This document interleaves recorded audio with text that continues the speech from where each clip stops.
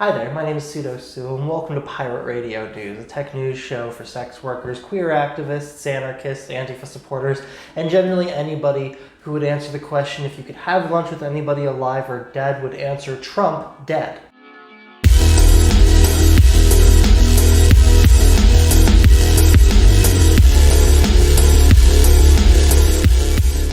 Bezos, the head of Amazon and owner of Washington Post, as well as a giant dragon-like fortune, has been targeted by the Prince of Saudi Arabia in a hack designed to make the Washington Post roll back its investigations into Saudi Arabia. This after Prince bin Salman's government was indicted in the death of Washington Post journalist Jamal Khashoggi. On the one hand, I want to grab popcorn, lean back in a comfy chair, and watch the two billionaires duke it out.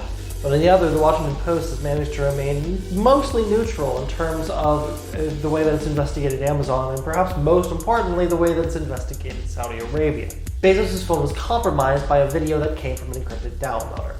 Basically, because of Saudi Arabia's location in the world, they frequently don't have the same access to a lot of the same video services that we do. We sent a link to an encrypted downloader. That downloader didn't just download the video, it also downloaded executable files onto his phone. Immediately afterwards, a large amount of data was suddenly being transmitted from Bezos' phone to Saudi Arabia. In addition to just being a large amount of data, it was a large amount of data that made no sense. Bezos had beforehand had an output of about 500 kilobytes to about a maximum of a megabyte a month of output of data from his phone. On that day, he had a 9,000% increase in the amount of data that his phone was sending, and that continued for several days until he had moved about a gig, essentially copying his phone and all of the important data. Bezos was threatened with exposure of pornographic material of him and his mistress if he didn't back down the Washington Post from its investigations. He told the Washington Post to do absolutely no such thing and hit harder, and then turned around, released the materials himself, as well as telling people that his phone had been compromised. And damn it, Bezos, why do you have to do things that are actually kind of awesome? Don't make me like you. If you want to do, clearly you have balls the size of watermelons. If you want to do something genuinely good for the world, take the billions of dollars you have in a Scrooge McDuckian vault and actually make it do good. The woman who found girls for Jeffrey Epstein had her email hacked, and yeah, good, okay. The woman, Justine Maxwell, when not burning in hell, is currently found in New York facing sex trafficking charges.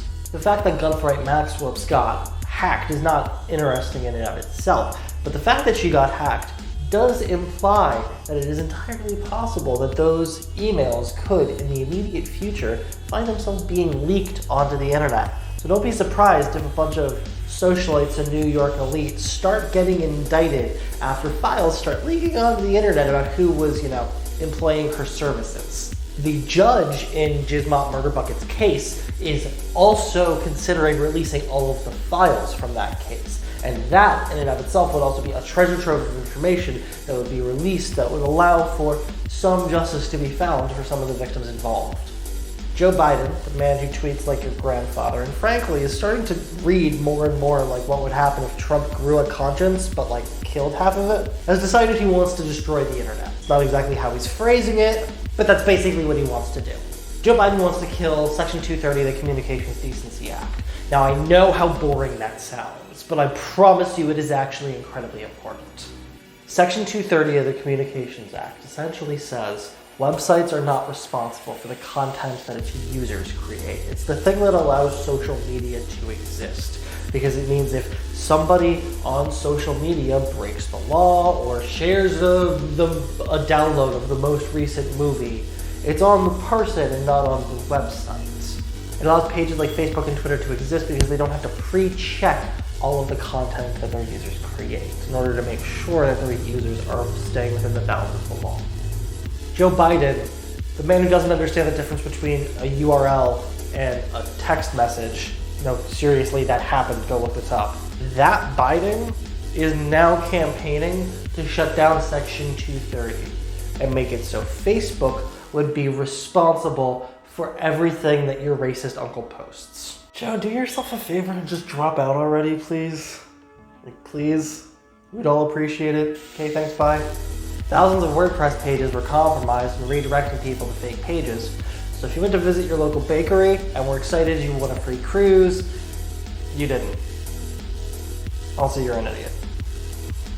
Apple filed a patent for, yep, Star Trek computers. We've reached Star Trek computers. That's a Star Trek computer right there. And that's it.